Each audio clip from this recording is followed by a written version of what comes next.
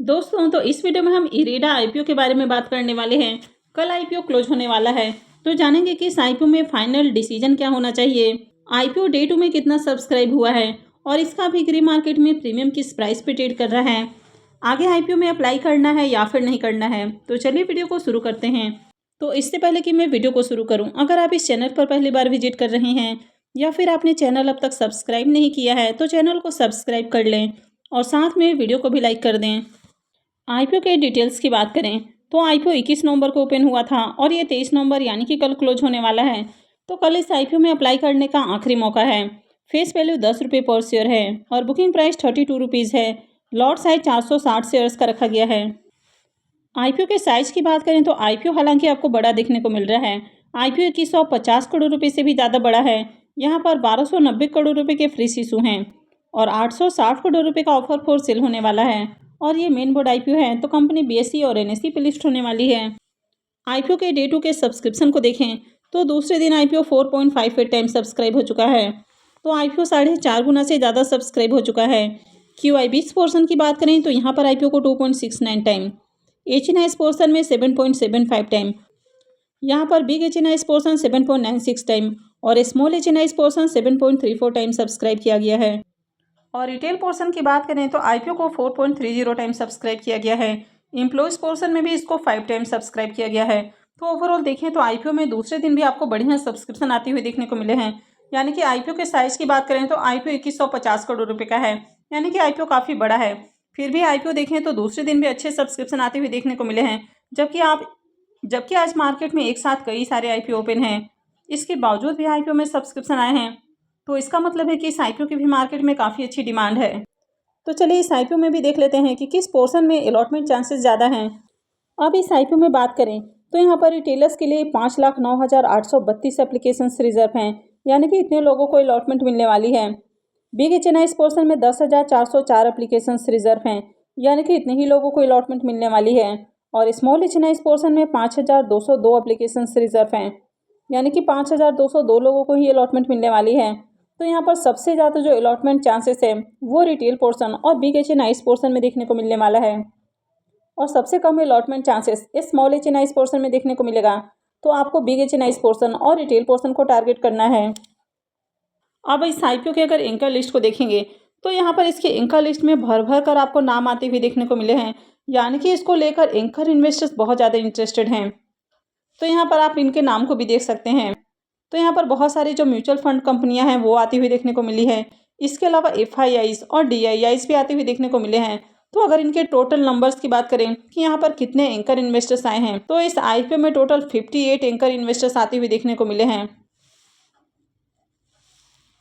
तो यहाँ पर जो एंकर लिस्ट आपको देखने को मिल रहा है वो JSW इंफ्रास्ट्रक्चर से भी कहीं ज़्यादा देखने को मिल रहा है। यानी कि JSW इंफ्रास्ट्रक्चर में आपने देखा था कि वहाँ पर 56 एंकर इन्वेस्टर्स आते हुए देखने को मिले थे और यहाँ पर आपको 58 नाम देखने को मिल रहा है। तो अगर कोई कंपनी अच्छी है, फंडामेंटली कंपनी ये स्ट्रॉन्ग है, उसके फाइनेंशियल अट्रैक्टिव हैं, तभी आपको ज़्यादा एंकर इन्वेस्टर्स आते हुए देखने को मिलते हैं। तो यहाँ पर भी 58 एंकर इन्वेस्टर्स इस आईपीओ को लेकर बहुत ज़्यादा इंटरेस्टेड देखने को मिले हैं और इनकी ओर से आईपीओ में पैसे लगाए गए हैं। तो इस आईपीओ को लेकर एंकर इन्वेस्टर बहुत ज़्यादा इंटरेस्टेड हैं और अगर किसी कंपनी में एंकर इन्वेस्टर्स अप्लाई करते हैं तो कभी भी लिस्टिंग के साथ ही वे अपने शेयर्स को सेल नहीं कर पाते हैं, क्योंकि उनके लिए लॉकिंग पीरियड होता है।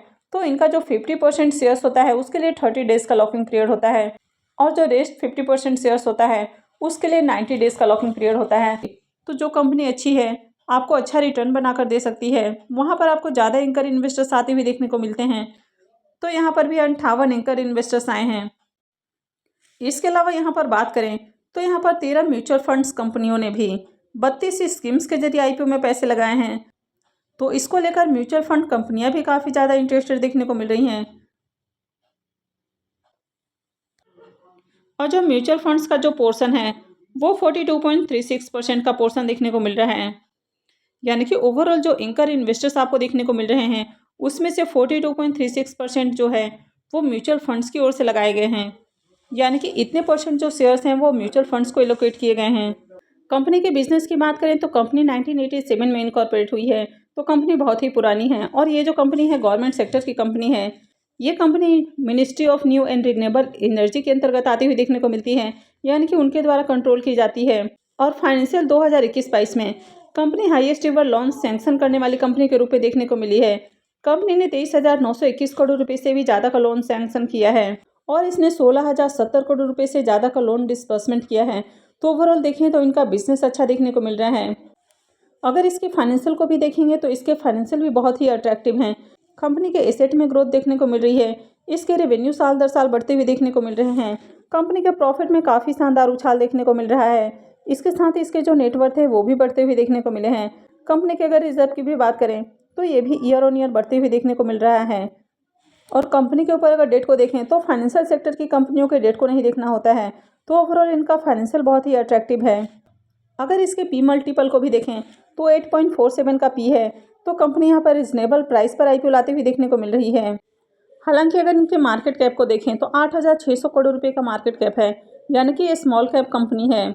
चलिए अब इसके ग्रे मार्केट प्रीमियम देख लेते हैं और उसके बाद जानेंगे कि कल इस आईपीओ में अप्लाई करना है या फिर नहीं करना है। इरेडा आईपीओ के ग्रे मार्केट प्रीमियम को देखें तो अभी भी इसका प्रीमियम 9 रुपये के ऊपर ट्रेड कर रहा है और आईपीओ में 460 शेयर्स का लॉट है। इसका मतलब है कि आईपीओ से 4,140 रुपये एक लॉट से प्रॉफिट बन सकता है। इसके प्रीमियम को देखें तो अभी इसका प्रीमियम 28% से ऊपर ही ट्रेड कर रहा है। तो इसके प्रीमियम को देखें तो यहाँ भी इसका प्रीमियम आपको डिसेंट प्राइस के ऊपर देखने को मिल रहा है। आईपीओ का साइज बड़ा है, इसके बावजूद आईपीओ में दूसरे दिन भी आपको बढ़िया सब्सक्रिप्शन आते हुए देखने को मिले हैं और एक साथ मार्केट में कई सारे आईपीओ भी ओपन हैं। लेकिन फिर भी यहाँ पर भी डिमांड है, तो इस आईपीओ को भी टारगेट करना है और इस आईपीओ में आगे अप्लाई किया जा सकता है। तो अगर बात करें कि इस आईपीओ में अप्लाई करना है या फिर नहीं करना है, तो इस आईपीओ से आपको डिसेंट लिस्टिंग गेन देखने को मिल सकता है। तो इस आईपीओ में लिस्टिंग गेन के लिए अप्लाई किया जा सकता है।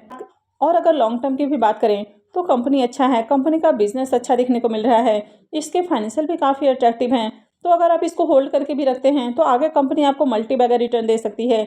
लेकिन ये स्मॉल कैप कंपनी है, तो मार्केट में लिस्ट होने के बाद यहाँ पर आपको वोलेटिलिटी थोड़ी सी ज़्यादा देखने को मिल सकती है। तो जब भी इनके प्राइस में गिरावट देखने को मिलती है तो यहाँ पर आपको बड़ी बड़ी गिरावट देखने को मिलती है। तो अगर आप इसको पेशेंस के साथ होल्ड कर सकते हैं तो ही आप इसमें लॉन्ग टर्म के लिए जाएं। अदरवाइज आईपीओ से आपको डिसेंट लिस्टिंग गेन देखने को मिल रहा है, तो आईपीओ में आप लिस्टिंग गेन के लिए अप्लाई कर सकते हैं। लेकिन किसी भी आईपीओ में अप्लाई करना है या फिर नहीं करना है, ये पूरा का पूरा आपका अपना डिसीजन होना चाहिए। तो आई होप कि आपको वीडियो अच्छी लगी होगी। तो अगर आपने इस वीडियो को अब तक लाइक नहीं किया है तो वीडियो को लाइक कर दें और साथ में चैनल को भी सब्सक्राइब कर लें। और वीडियो को अंत तक देखने के लिए आप सबका बहुत बहुत धन्यवाद।